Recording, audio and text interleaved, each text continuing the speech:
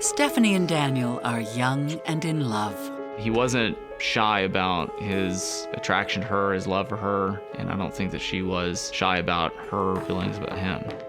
They long to create a perfect life together. They immediately clicked. It seemed natural. But fate has other plans in mind. I can't support us forever on a teacher's salary. I know. She had kind of put their lives on hold for him, and he wasn't delivering. Hey, I'm sorry. Congratulations. You seem like an excellent father.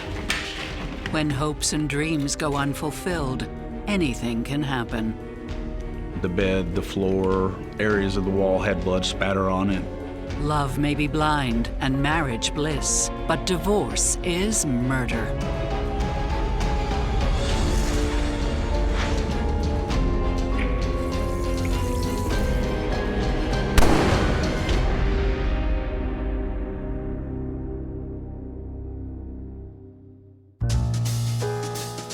It's springtime in Sugar Land, Texas, and former college student Stephanie Kirkpatrick is back home. Stephanie had just recently graduated, and she had been back in the Houston area for about 10 months or so. She had just recently gotten out of a relatively short-term relationship. I have to go home. You don't understand, I have to go home, please. I thought Sugarland was home. We're okay. She was gorgeous. Oh, she was beautiful. I mean, there wasn't a guy around who didn't have a crush on her at some point in their lives. How are you? I need a man is how I am.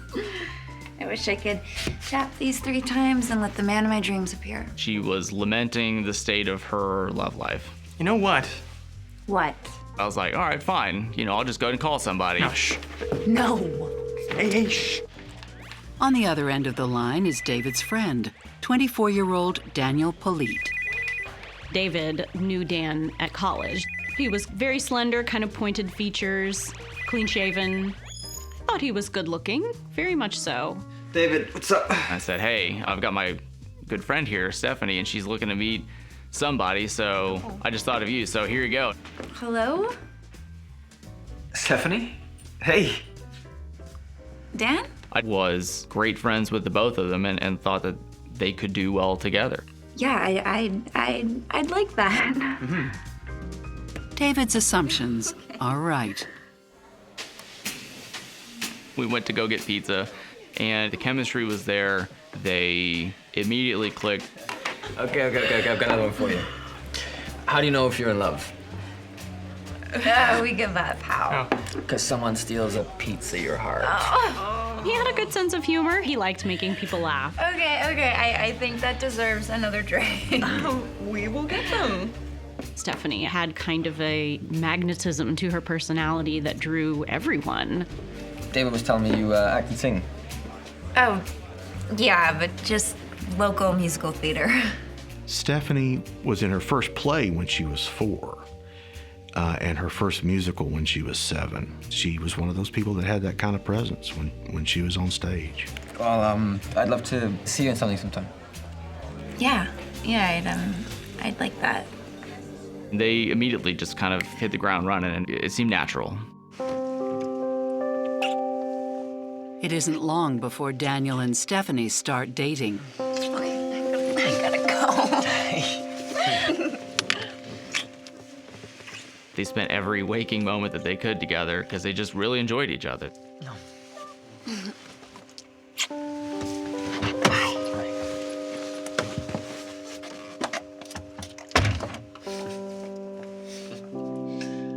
And spending more time together means sharing their pastimes. Dan was a big gamer, and when Stephanie and Dan started dating, she got into it as well. Dan would occasionally assist with running the concession booth or the ticket booth for the theater where Stephanie was performing. He wanted to spend a lot of time with her. If it was important to her, then it was important to him.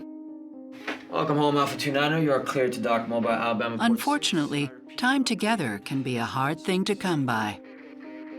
Daniel was an air traffic controller for boats. They tell the ships where to go, when to go. He would work day shift for a week, and then he would rotate to night shift.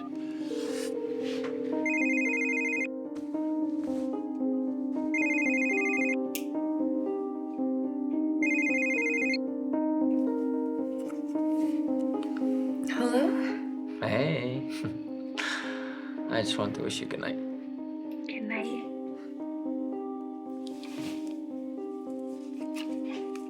That was very difficult for them. It was difficult for Stephanie because she'd be by herself at night.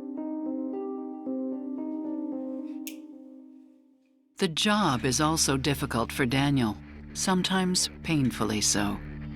He had digestive issues, and when he was very, very stressed, he would become very ill, and he had flare-ups. It was hard to, I think, sit at his desk for long periods of time. Stephanie's teaching job is no less demanding, but is much more rewarding. Stephanie wanted to go into special education. There was no question in her mind. She wanted to help the children that needed the most help, and so that got her into working with autistic children. There was one boy in particular. Jake. Jake. Jake. Within a couple of years, he made huge improvements. Good. Good job, Jake. That's really good. I know that Stephanie was very proud of the progress he had made. Good job. It's a perfect job for Stephanie. She loves teaching, and she loves children. Stephanie wanted kids so badly. She was obsessed about it. She really, really wanted that. You've got me all to yourself. But having children isn't all Stephanie wants.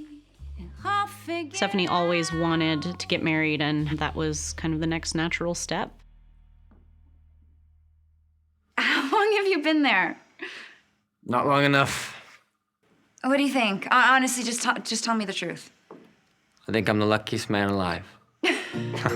He wasn't shy about his attraction to her, his love for her, and I don't think that she was shy about her feelings about him. And so they marry on December 11th, 2011. She was thrilled. She was so happy. It was everything she wanted.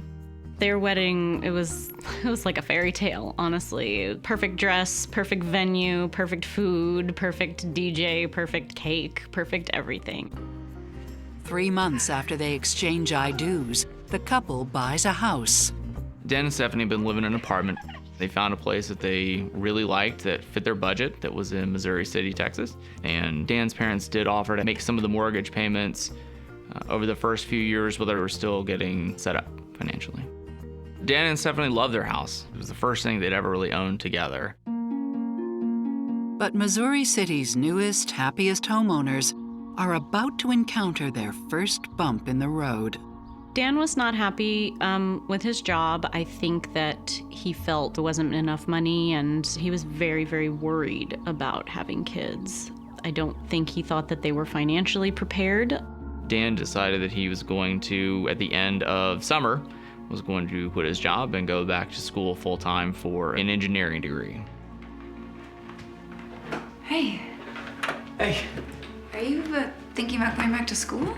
Engineering is a very prestigious line of work, and there's a lot of work out there for engineers. Just 2 years.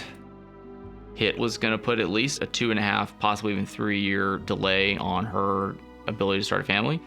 And the pay after you graduate is enough to support a family. Just 2 years. Just. I'll make you proud of me yet, Mrs. Polite. His parents had offered to pay for the tuition and had offered to help with their expenses to make up for the loss of his salary while he was going back to school. Easier said than done. Dan struggled his first semester back. He'd been out of school for a number of years, and some of the practical skills of going to school had kind of eroded with time. And playing catch-up is difficult.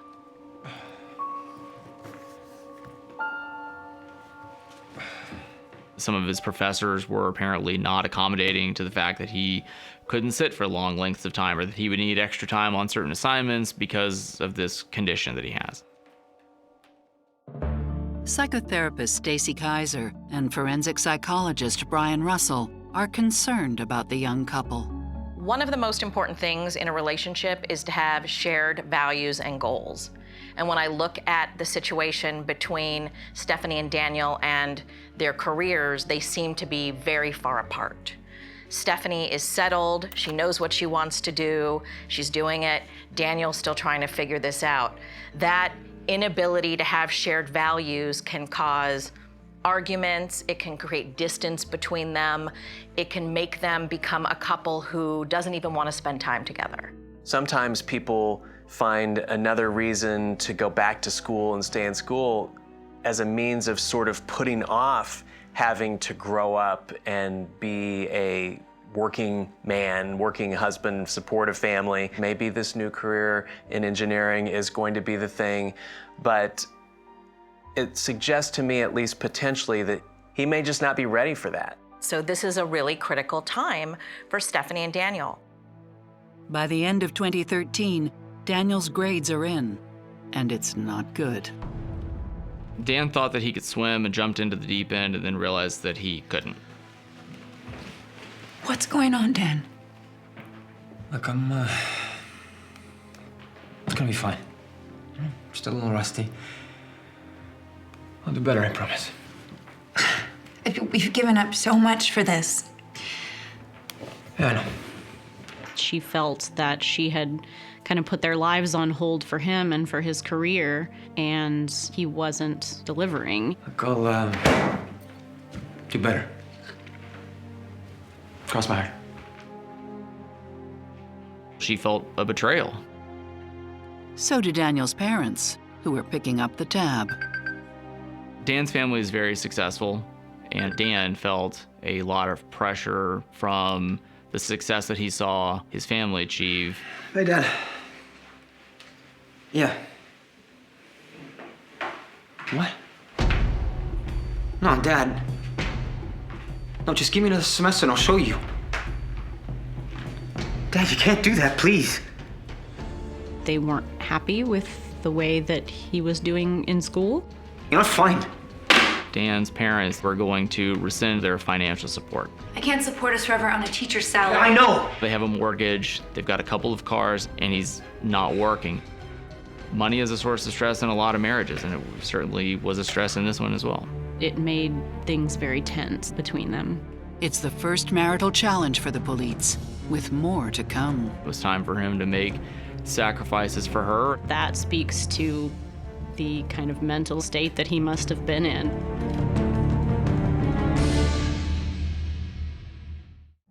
Two years into their marriage, Stephanie and Daniel Polite face some major concerns. While Stephanie thrives as a teacher for special needs kids, Daniel struggles through his engineering degree. And when his parents stop helping out, this young couple's financial future becomes a lot less certain. With house payments and Daniel's tuition to cover, they've got their work cut out for them. They got into some financial trouble. Money was always very tight for them, and it was difficult. Dan and Stephanie's relationship was fraying. Well, my hair will just have to wait, just like everything else these days. There were points where Stephanie told us she couldn't afford a haircut because money was so tight. Hey, why don't we go get some pizza? Cheer ourselves up. With what money? Their ability to do much of anything was greatly impacted by their newfound financial hardship. Dan felt that he wasn't doing his part and that he was disappointing her. But there is a small light at the end of the tunnel, at least for Stephanie. One of the things that Stephanie did for school was to manage a program that is intended to teach children tolerance and acceptance for others. Stephanie was nominated for an award for that.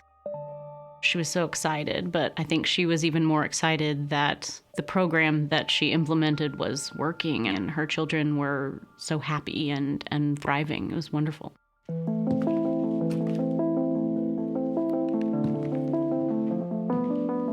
But it isn't enough. Stephanie was always sort of warring with herself on whether she wanted to go ahead and start a family and have kids.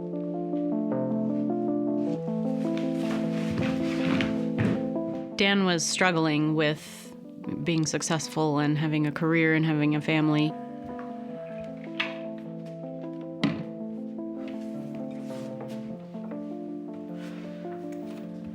I just don't feel ready. When, Dan? When are you gonna be ready? Sometimes I don't know what you want more from me, kids or husband. I thought I could have both.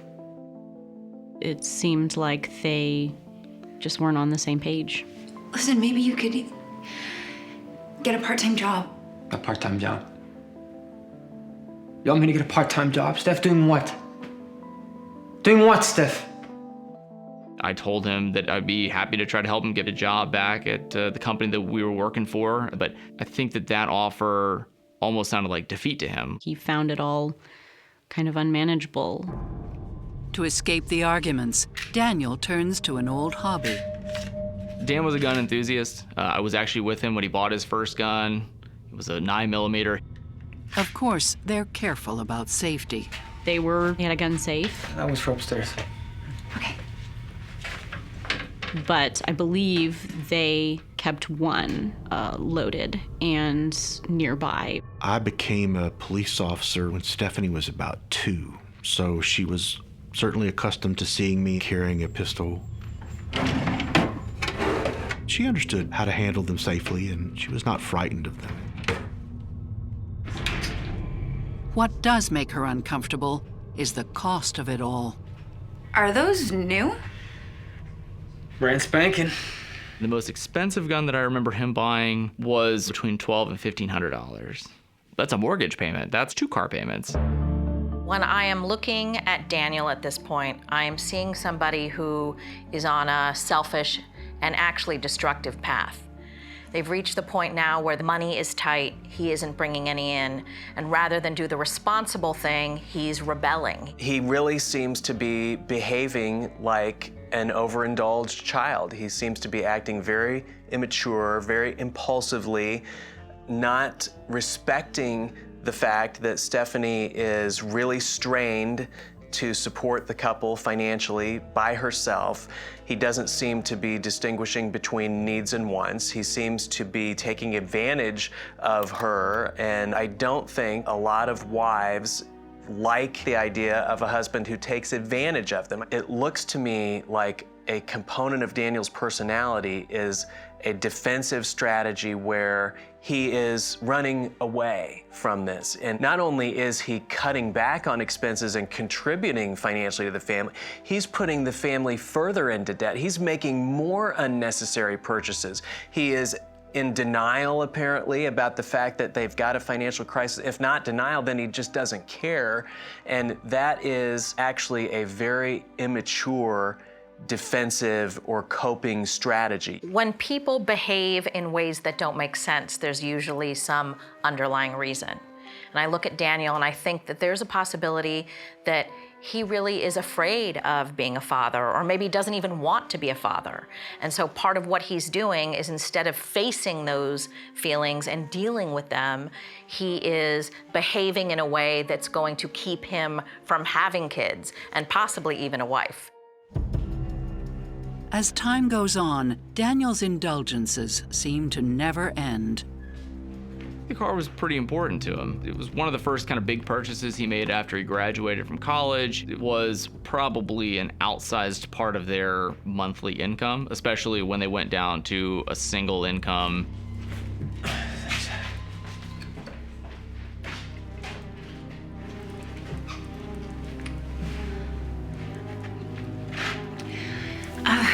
You know, I was thinking, do we really need this car? Come on, it's my baby. Your baby? Stephanie's hope was that they would trade in the sports car for something a little more family-friendly. Oh, I'm sorry. Look, it's not what I meant, okay? Hey, I'm sorry. Congratulations. You make an excellent father.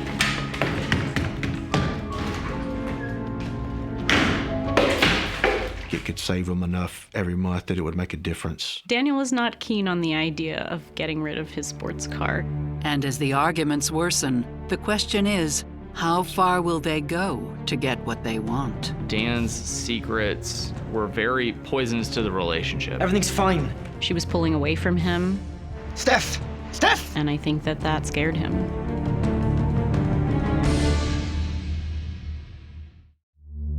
Stephanie and Daniel Polite's marriage is on the rocks. As the single breadwinner for the household, Stephanie pays the bills, while Daniel focuses on his expensive hobbies. The atmosphere between them at this point was very, very different. Aren't you drinking a little too much? I could ask you the same thing.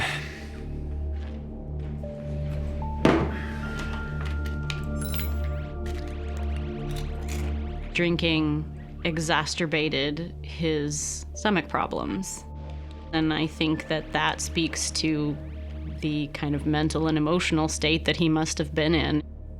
I was worried about Stephanie's mental state as a direct response to Dan's behavior. And I think that that was a huge source of stress on her. She would binge drink a little bit. And the people who were friends with her knew that that was kind of strange. Stephanie had been dealing with depression from at least the age of 16. Depression isn't something that you cure, and I think a lot of things can kind of bring that back to the surface.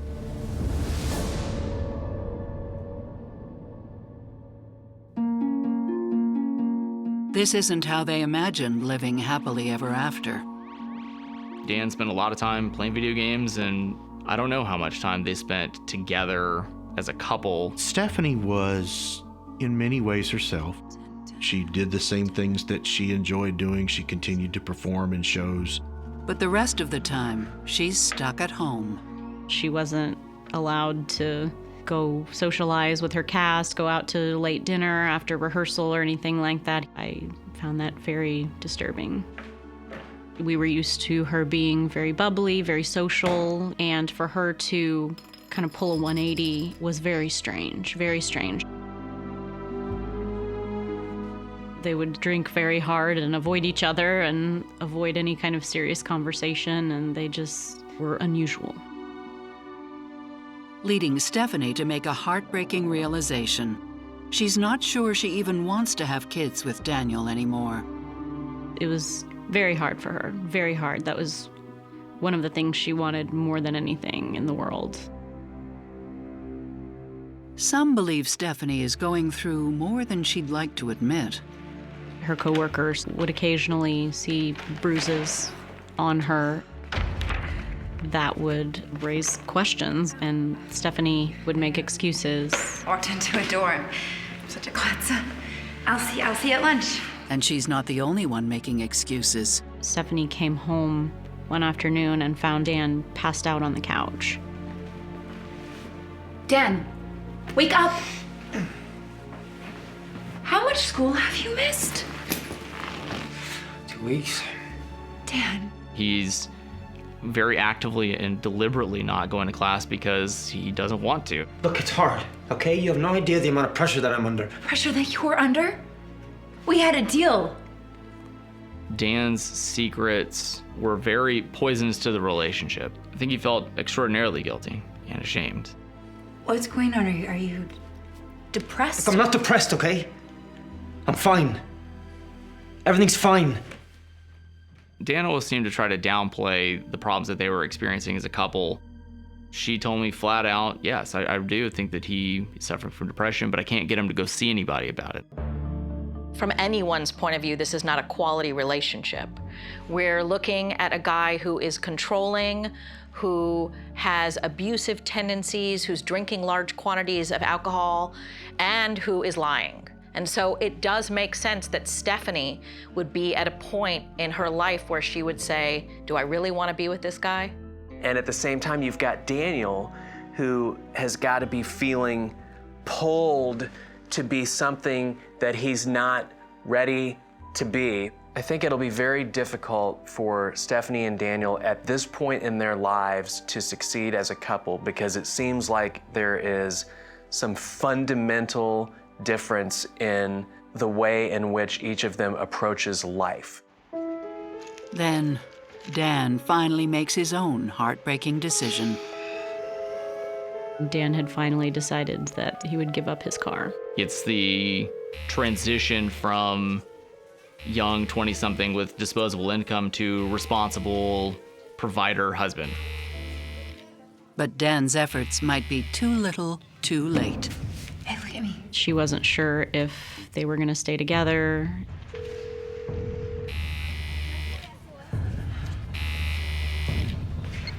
Hello? I'm doing it. I'm selling the car. My car. It hardly puts a dent in things now, Dan. I mean, you should have done that a long time ago. I'm trying, Steph. Steph! She was pulling away from him. Steph! Steph! And I think that that scared him. Hey. Look at me. It's only the beginning of a terrifying ride. There was blood everywhere. Can't describe the feeling. Just pure shock.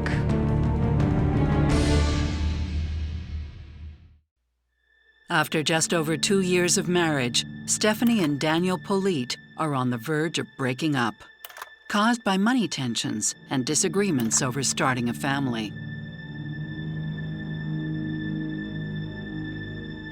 And Stephanie's disappointments don't end there. She found out that she was the runner-up for the award that she had been nominated for. And she was disappointed that she didn't win. She takes the news hard. Thought we had an arrangement. Well, I made an amendment. That night, when Dan got home, she had already begun drinking, and they both agreed that they would cut back on their drinking and only drink on weekends. I'm sorry I didn't win that award. Just another missed opportunity for Miss Stephanie Polite. It's all right. I'll try again next year. Dan, all we do is try. I mean, how long are we gonna try for? We're trying for an award, trying for family, trying for a marriage. Just... I think you had too much to drink. You wanna know what I think? I think I've made a lot of big mistakes. You're drunk, Steph. Yeah. Yeah, I am. And I could really use some nachos. All right, babe. I'll make some nachos.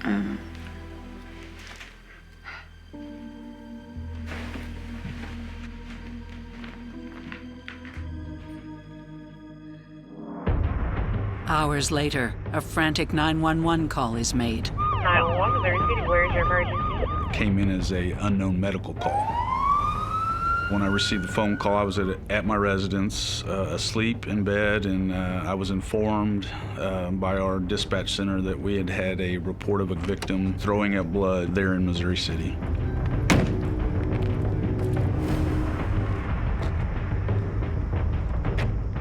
This was your just typical suburban neighborhood at a very low crime rate.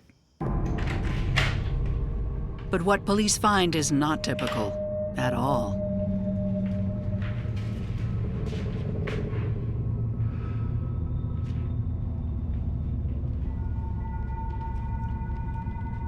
There was blood everywhere. The bed, the floor, areas of the wall had blood spatter on it. This is not somebody throwing up blood. This person's been shot in the head.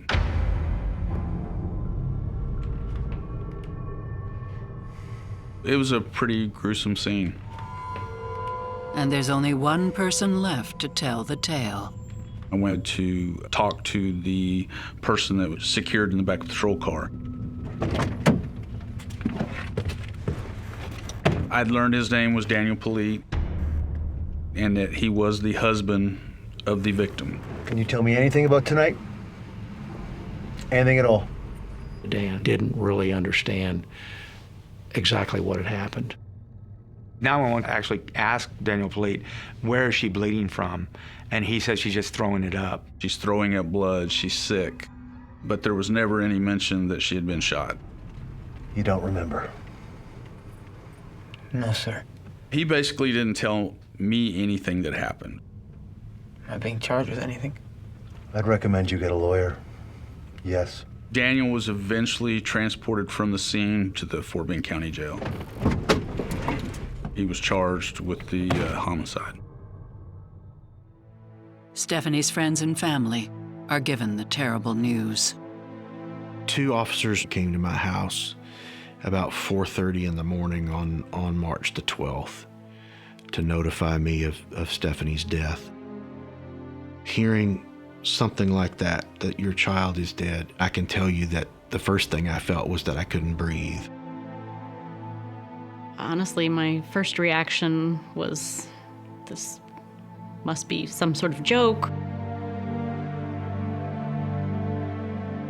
Can't describe the feeling. Just pure shock, pure just disbelief. I got a phone call from the detective, and he told me, he was like, I just want to let you know, Dan's in custody, and he's gonna be charged. To find out that he is suspected in being responsible for her death is a whole other loss. It was undoubtedly the worst day of my life.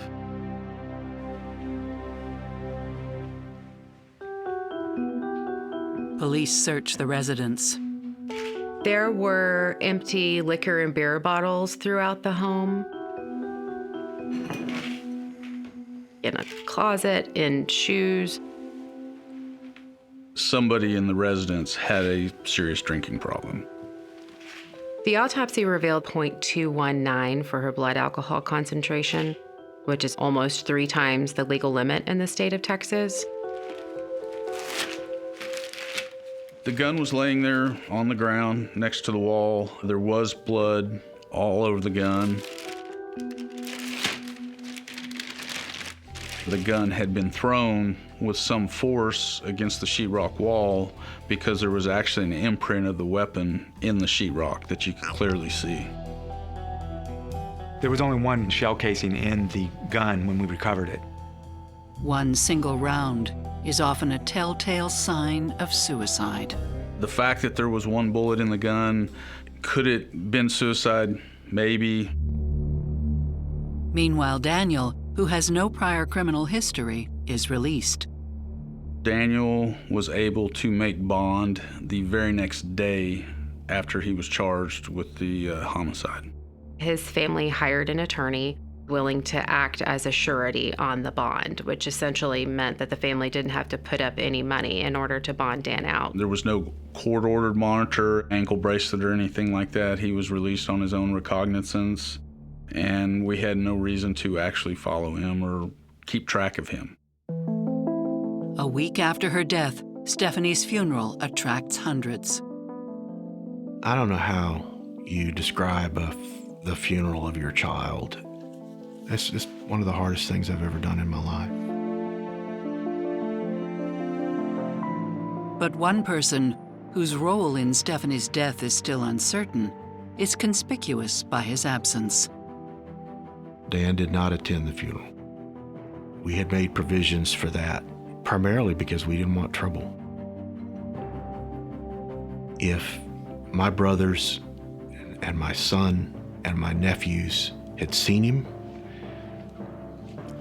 it would not have been a good thing.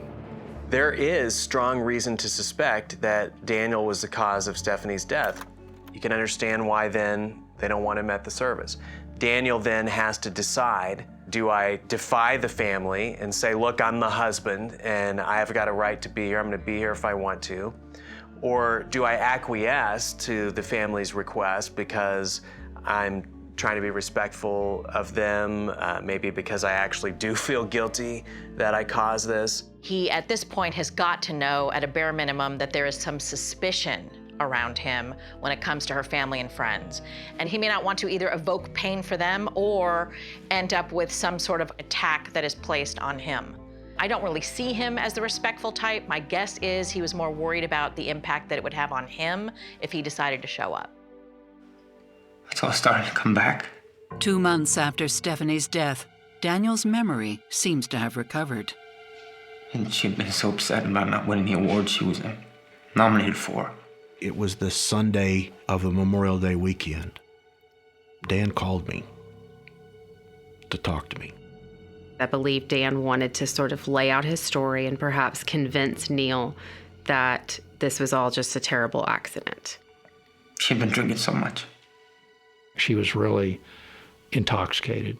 He told her he was going to cook a special meal for her supper. So I went to the store to get the stuff, and when I got back, I could hear some noise in the bedroom. You know, drawers, opening, shuffling. So I went to go make sure she was okay.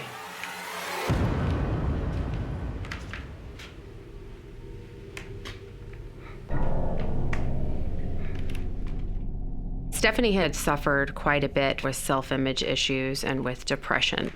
Steph, what are you doing? I didn't win that award. It's okay, you win next year. Don't sugarcoat this, okay? I lost, and that's it. Steph, give me the gun. It's gonna be fine. No. Just give me the gun. Just give me the gun. No. I tried to get the gun from her as fast as I could. Give me the gun. I started struggling. Please, stop. And then the gun went off. He called 911. 911, Missouri City, where is your emergency? My wife is drowning in her own blood. She's not doing well. Is she conscious or no? No. I need you to get her on the floor. The 911 dispatcher then instructs Daniel to start administering CPR. Okay, I need you to put the heel of your hand on top of your other hand between the breastbone. He tried to do CPR, and shortly after that, the police officer arrived at his house. For now, I'm gonna get you in the front of the camera, okay? There were plenty of opportunities for him to speak up and say, oh, she had a gun in her hand and I tried to get it away from her. But that never happened in that entire time. That is not all that unbelievable that somebody in a state of shock may not realize exactly what had happened. Some people interpreted that as him being evasive or lying, but Dan had what's called dissociative amnesia. That's why he couldn't remember. Until Daniel's memory is challenged by a very tangible piece of evidence. I'm gonna get you to sit in the car. Somebody didn't want us to see it. It was just one of the vilest things I'd ever heard in my life.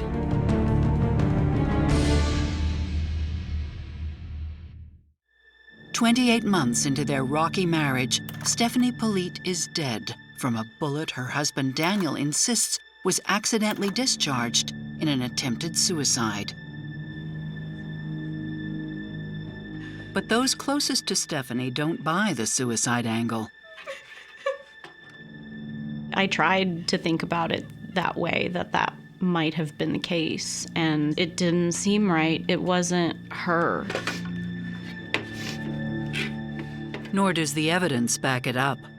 The bullet, according to the autopsy, entered the right back portion of her head, and being able to reach behind you at a distance that the autopsy showed is almost physically impossible.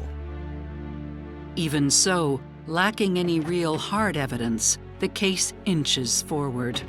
It takes a number of weeks, if not months, for us to be able to conclude what we believe happened in the room.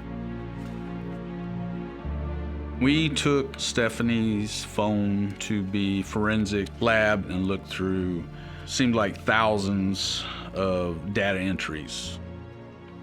This one photo had been deleted from the phone, but it had uploaded to the cloud, and unbeknownst to the person that took it, it was still out there for us to get. The photo is simply Stephanie lying in the bed, peacefully sleeping. Which was consistent with what her friends said would happen when she would drink. The picture allows police to form a timeline leading to Stephanie's death. Once we opened up this one photo, we noted that the date and timestamp was actually just minutes before the 911 call. The photo does not go well with his story that he tried to tell.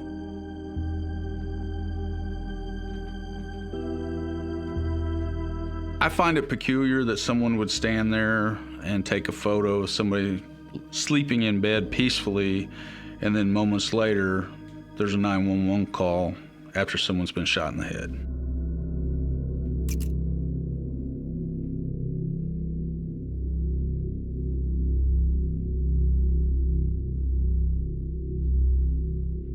The fact that the photo was deleted indicated to us that somebody didn't want us to see it. And that somebody had something very sinister in mind. Dan came in, stood with the gun about 12 to 15 inches away from her head, and fired a shot into the back of her head while she was asleep.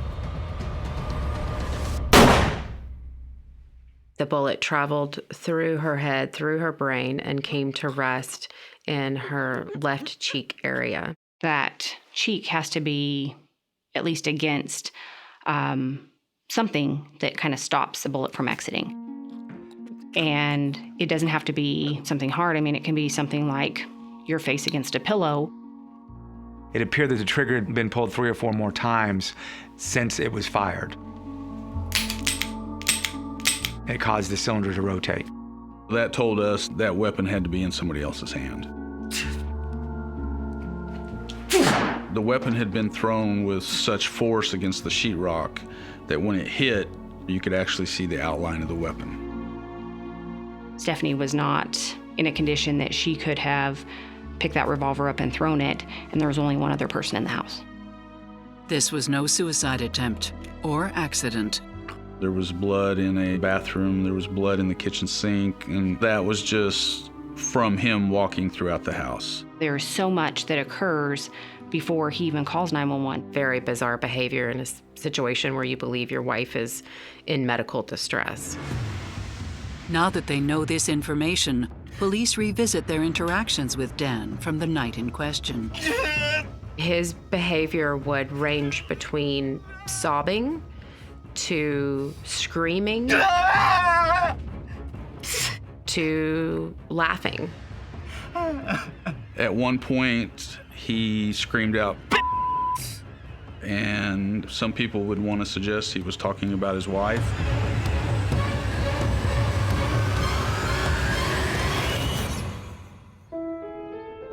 Police also recall Dan's story about Stephanie's death.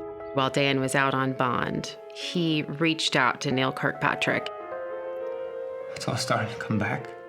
And Neil was pretty smart and recorded the phone call, which turned out to be very helpful because it was essentially like a police interview. I got him to tell the story probably about 4 different times. He would change the details a little bit every time he said it. There would always be some deviation in his story that led us to believe that it was all lies. He continued to bring up over and over again that he was making nachos. He was making her very favorite meal that night, so how on earth could he have been a person that killed her? Nonsense. His whole story was nonsense. Nearly 3 months after Stephanie's murder, Daniel Polite is indicted. 1 year later, other secrets are uncovered in court. During the trial, it came to light that there was another woman in Dan's life. We didn't know the extent of that relationship at the time, and we became more aware of it after the trial began. He had been messaging her and flirting with her the night that he killed Stephanie.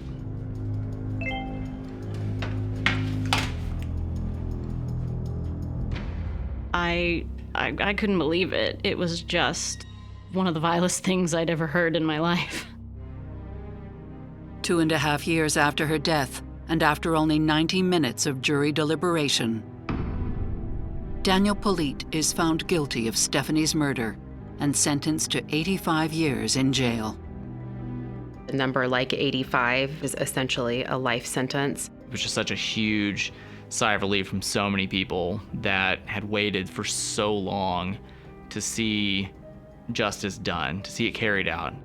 Oh yeah, there's no question that I was satisfied with the verdict. Still, many are left with only the vaguest idea as to why Daniel did it.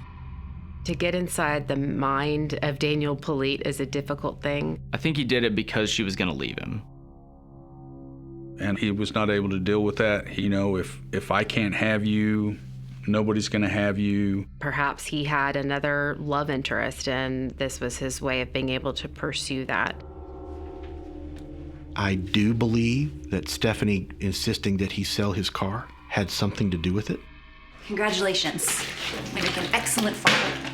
Knowing how he felt about that car, I think he was furious. We'll probably never know exactly what was going on with Dan that night. This almost has to look like adult, murderous, violent temper tantrum, where he saw the gravy train ending, that she's not going to support him anymore. He's not going to be able to just play video games and drink. He's going to have to actually get a job because she won't support him, his parents won't support him. I think he realized that if he didn't get rid of her, his life was about to come to tremendous change. And so the answer was to kill her. Daniel told a lot of lies about Stephanie, making her look like she was a drunk, she may have been depressed. I hate it that Stephanie gets victimized once by being murdered, and then she gets victimized again by being impugned in these ways throughout the defense. Regardless of motive, Stephanie's memory will carry on. Part of me died the day that she died. That's the plain and simple truth. There's never going to be a day or a moment that I don't want her here. The loss of a child is a loss that you never get over. This will be with me for the rest of my life. It will be with her mother and her brothers and her sister and her stepmother. I mean, all of her friends. Nothing in our lives will ever be the same.